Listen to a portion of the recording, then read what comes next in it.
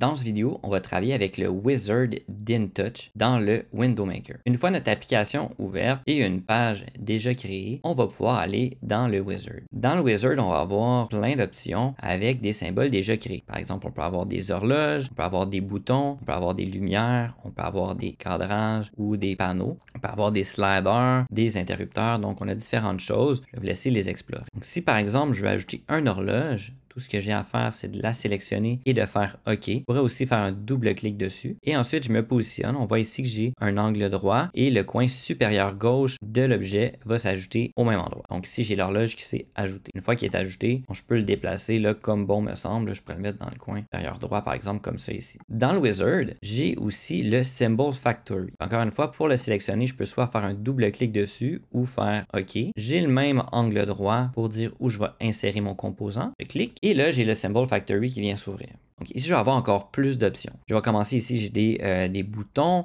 Si je vais plus vers la fin, là, je peux avoir des vannes. Si par exemple, je veux faire un procédé, des réservoirs, des cutaways, donc pour voir comme l'intérieur du réservoir. Je peux avoir des pompes et je pourrais avoir des tuyaux, par exemple. Si je sélectionne une pompe, par exemple celle-ci, ben, c'est un bloc déjà créé. Donc lui va déjà nous offrir différentes animations qu'on pourra utiliser. Si j'en mettrai pas, c'est pas le but vraiment de cette vidéo-ci. Et dans le Symbol Factory, étant donné que c'est des blocs déjà créés, on est un petit peu limité au niveau de la modification des blocs. C'est sûr qu'on peut exploser le bloc et le modifier comme on veut. Là, on risque de perdre des propriétés. Ce qu'on peut faire, c'est dans les options, on va avoir des options qui nous permettent de le redimensionner, par exemple. Par défaut, on peut le redimensionner, mais il va toujours garder les proportions originales du XY. Donc, si je grossis dans un sens, l'autre sens va grandir aussi. Si je veux éviter ça, j'ai juste à décocher la case. Ensuite, je peux faire un flip, soit horizontal ou vertical, ou les deux. J'ai juste à cocher les cases. On va aussi faire une rotation pour changer les couleurs là, au niveau des lignes et de remplissage. Dans ce cas-ci, je vais le laisser par défaut. Tout ce que je fais, c'est d'ajouter par exemple une rotation à 90 degrés. Ensuite, je vais faire OK. Et puis, je vais faire OK. Et on voit que la pompe s'est ajoutée. Si par exemple, je veux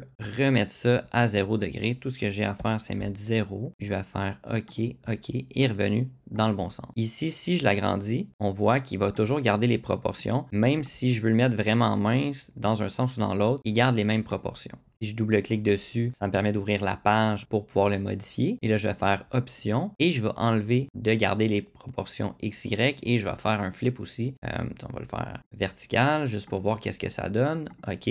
On voit qu'il a changé de dimension. Donc, on voit qu'il a fait le flip. Et maintenant, je peux le mettre super mince d'un côté ou de l'autre vu que je ne conserve pas les proportions en X à Y. Et à partir de là, vous savez comment utiliser le Wizard et le Symbol Factory. Je vous invite à explorer toutes les options. Il y en a quand même beaucoup.